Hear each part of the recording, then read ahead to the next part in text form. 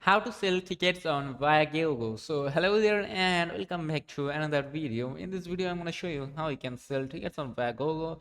So first of all you have to head over to Viagogo's official website. As you can see, I'm already onto their official website, and after visiting their official website, here at the top right corner here you can see some options here with the logo of your profile. Here you can see the sell option, so simply tap on to sell options, and after clicking on to sell options you'll be able to see sell tickets, my tickets, and my sales.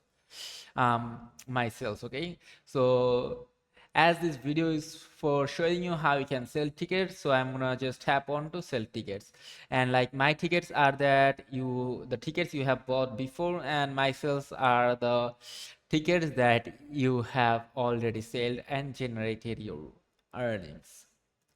Now here you can see this sell my tickets. Simply tap on to sell my tickets, and after tapping on to sell my tickets you have to search your event and you have to start selling very easily.